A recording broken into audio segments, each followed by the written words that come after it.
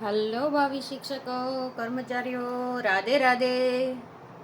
તો આજે આપણે જે જ્ઞાન સહાયકની ભરતી આવી છે તેના વિશે માહિતી લઈને આવી ગયા છીએ.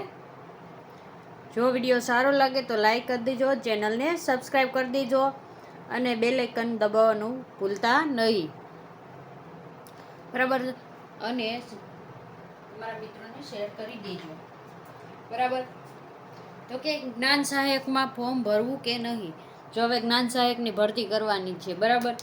જે વિદ્યા સહાયક 1 થી 5માં હતી ને, 1 થી 5 અને 6 થી 8 બંનેમાં હવે જ્ઞાન સહાયક ભરવાના છે, બરાબર. 1 થી 5 ધોરણ અને 6 થી 8 ધોરણ બંનેમાં જ્ઞાન સહાયક ભરવાના છે. એના માટેની ટૂંક સમયમાં તમારે જાહેરાત પણ આવશે અને સર્વ શિક્ષા અભિયાન એટલે કે એસએસની કામગીરી પણ સોંપી દેવામાં આવશે, બરાબર. 1 થી 5 માટે તો કે ટેટ 1 પાસ હોવા જોઈએ અને 6 થી 8માં તો કે ટેટ 2 પાસ હોવા જોઈએ, બરાબર.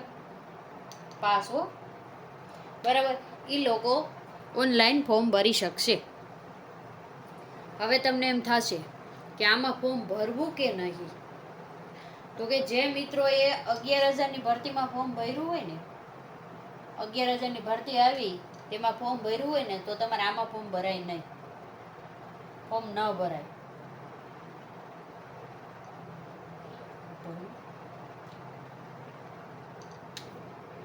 બરાબર. ભરાય નહીં. શું કામ ન ભરાય? કે હાલો તમે કોન્ટ્રાક્ટ બેઝ ઉપર અત્યારે ગયા, આમાં તમને ખબર છે કે જ્ઞાન સહાયક એટલે શું હોય? 11 મહિનાનો કોન્ટ્રાક્ટ હોય. કેટલો હોય? 11 મહિનાનો કોન્ટ્રાક્ટ હોય. એની સેલરી તમને મળે 21,000, બરાબર. સેલરી કેટલી મળે? 21,000. અને એ જિલ્લા લેવલે તમારે એક જ જિલ્લામાં ફોર્મ ભરીને પસંદ કરવાનું હોય. પણ શું કામે જ્ઞાન સહાયકમાં ફોર્મ ભરવાની શું કામે ના પાડીએ છીએ? તો કે આ 11,000ની ભરતી ઉપર જ્ઞાન સહાયક ભરી દે તો જ્ઞાન સહાયક ભરી દે, 11,000ની ભરતી કરવાની. શિક્ષકો ઘટે જ છે સ્કૂલમાં, આપણને ખબર જ છે 11,000 શિક્ષકો ઉપર ઘટે છે. જો 6 થી 8માં ને આ બે આંકડો જોઈને તો 11,000 નહીં પણ 17,000 જેટલા શિક્ષકો ઘટે છે. કેટલા? 17,000 શિક્ષકો ઘટે છે. જો બધાને જ્ઞાન સહાયકથી ભરવા બેસે તો ક્યારે મેળ પડે? ના પડે. અને જ્ઞાન સહાયકની જગ્યાઓ જ્યારે આવે ને ત્યારે જોજો પૂરા જ્ઞાન સહાયક મળશે પણ નહીં. આમાં ઘણા મિત્રો છે ને ટેટ 1ની તૈયારી કરવા આવ્યા ને ત્યારે ઘણાએ પોતાની જોબ મૂકી દીધી છે. હમણાં ભરતીનું ફોર્મ ભરાણું એટલે ઘણાએ રાજીનામું આપી દીધું છે એની નોકરીમાંથી, બરાબર. સ્પેશિયલ ટેટ 1ની તૈયારી કરવા માટે ઘણાએ જોબ મૂકી દીધી, ઘણા પ્રાઇવેટમાં કરતા હોય એને મૂકી દીધી છે, બરાબર. અને હવે એ બધાને એમ છે કે જલ્દીથી ભરતી થાય એટલે આપણે શિક્ષક બની જઈએ, એના માટે આ ભોગ દીધો છે. પણ થઈ શું રહ્યું છે કે ભરતીનું હજી મેરિટ લિસ્ટ આવ્યું નથી. તમને ખબર છે પીએમએલ આવ્યું? તો કે હજી પીએમએલ આવ્યું નથી, બરાબર.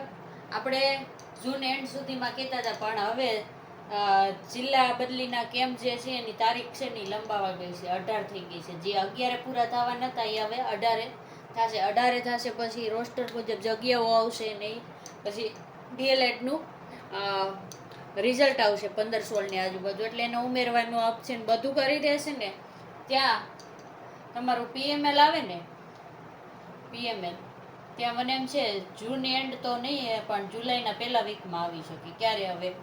કારણ આ તારીખ ડીલે થાય એટલે બધી જ ડીલે થશે, બરાબર. જેટલા જલ્દી ભરતી શિક્ષકોના બદલી કેમ પૂરા થાત ને એટલી જલ્દી ખાલી જગ્યા આવે જિલ્લા વાઇઝ. પણ અત્યારે એવા એંધાણ ક્યાંય દેખાઈ રહ્યા નથી, બરાબર. તો કે જ્ઞાન સહાયકમાં ભરવું કે વિદ્યા સહાયકમાં? તો કે જ્ઞાન સહાયક છે ને એ કાયમી નોકરી નથી, 11 મહિનાનો કરાર છે.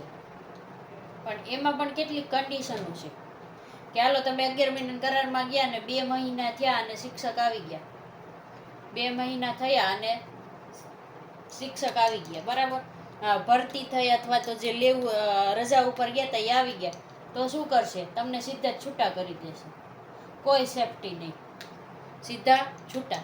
એના કરતાં તમારે શું કરે મિત્રો? લટકતી તલવાર માથે રહી. તમે જ્ઞાન સહાયકમાં ફોર્મ ભરો ને એટલે તમારે રોજ ડરતા ડરતા રહેવું પડે કે ગમે ત્યારે છૂટા કરી દેશે, બરાબર. છૂટા કરશે એટલે તમારી ઇન્કમ તો બંધ જ થઈ જવાની છે ને. તો આનો વૈકલ્પિક શું થઈ શકે કે નવું સત્ર ચાલુ થાય છે, તમે ટ્યુશન કરાવો, પૈસા ભલે થોડા ઓછા મળશે પણ આખું વર્ષ વિદ્યાર્થીઓ તો તમારી પાસે રહેશે ને. ટ્યુશન કરાવો, કોઈ સાઈડ બિઝનેસ નાનો કરી લ્યો, અને સાઈડ બિઝનેસ ન કરો ને તો પ્રાઇવેટમાં નોકરી કરી લ્યો ભાઈ, પગાર જેટલો મળે એટલો, બરાબર. અહીંયા પણ તમને 21,000 જ દેવાના છે, ફિક્સ છે, પણ કોઈ નોકરીમાં કોઈ પ્રકારની સેફટી જેવું નથી. વિદ્યા સહાયક હોય તો કે કાયમી થઈ જાવ, કેવાથી જાવ, કાયમી શિક્ષક, 5 વર્ષ ફિક્સ રહે, પછી તમને બધા પગાર મળે, બરાબર. તો કે આપણે જ્ઞાન સહાયક બનવું છે કે હવે વિદ્યા સહાયક બનવું છે, વિચાર આપણે કરવાનો છે. ટેટ પાસ સૌ ઘણામાં નહીં, પણ આપણે 10,000 પાસ થયા સામત ઘણા મિત્રો એવું વિચારતા છે મારે તો જ્ઞાન સહાયક બની જવું છે, ટેટ પાસ થઈ ગયા ને પગાર આવતો શરૂ થઈ જાય. પણ તમે પગાર લેવા જશો ને તો ભરતી ડીલે થઈ જશે.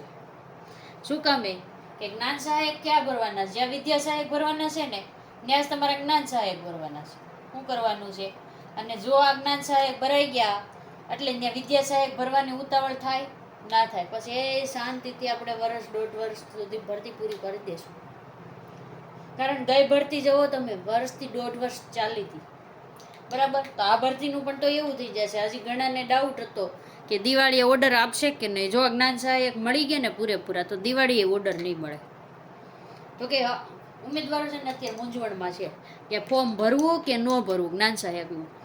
જો જે મિત્રોને સારામાં સારા ટકા છે અને 65+ ને એ છે ને એને કોઈ ભરાય જ નહીં, અને બીજાકડા જે બોર્ડર ઉપર છે ને એને હકું ડકું થતું હોય તો એને ભરાય. પણ હું તો બધાને ના પાડી શકું, અને હું તો મારો તો અભિપ્રાય એ જ છે કે ના ભરાય, બરાબર. પણ હવે તમારે જોવાનું છે તમારે ભરવું કે ફોર્મ ના ભરવું, બરાબર. અને 65+ છે ને એ બધાને તો ગમે ત્યારે મેરિટ બહાર પડશે એટલે તમારી નોકરી તો પાકી જ છે. પછી 62 ને 63 વાળાને એ બી સાકડાને હકું ડકું છે કે મેરિટમાં વારો આવશે કે ન પણ આવે, બરાબર. તો એ મિત્રોને આપણે કહી શકીએ કે તમારે જ્ઞાન સહાયકમાં ભરવું હોય તો તમે ફોર્મ ભરી દો, પણ 65+ એને હોય ને મેરિટ એને ના ભરાય. શું કામે તો કે તમે જ્યારે કોન્ટ્રાક્ટ તોડો ને એટલે કાંઈ બહુ ઝાઝા તો ઇસ્યુ નથી થતા કાનૂની, પણ તમારે જાણ કરવાની હોય એવો, બરાબર. 10 થી 15 દિવસ પહેલાં જાણ કરવાનું હોય ને બીજું તો મને નથી ખબર કોન્ટ્રાક્ટમાં શું શું લખેલું હોય, બાકી હું તમને કહીશ. જો કોઈ મિત્રને ખબર હોય ને કે કોન્ટ્રાક્ટ કઈ રીતનો હોય તો આપણને કમેન્ટ કરજો, આપણે એના ઉપર પણ એક વિડીયો બનાવી દઈશું, બરાબર. કોઈ જ્ઞાન સહાયકમાં રહી ચૂક્યું હોય તો આપણને કમેન્ટ કરજો કે ક્યાં એની કન્ડિશનનું શું શું હોય છે, બરાબર. અને જ્ઞાન સહાયકમાં કશું જ જોવાનું ન હોય, આ જ્ઞાન સહાયકની ભરતીમાં કશું જ ન જોવાનું હોય. તમારે ટેટના ગુણ જોઈ લીધા, બરાબર. તમે જે તે જિલ્લામાં ફોર્મ ભરી દીધું, નહીં કાસ્ટ જોવાની, નહીં કેટેગરી, કાસ્ટની કેટેગરી નહીં જોવાની, કોને કેટલું મેરિટ થાય એ નહીં જોવાનું. ટેટ પાસ ફોર્મ ભરી દો, મેરિટ બની ગયું, મેરિટ પ્રમાણે તમને જ્યાં જગ્યા ખાલી હોય ને ત્યાં જિલ્લામાં મળશે જોબ, બરાબર.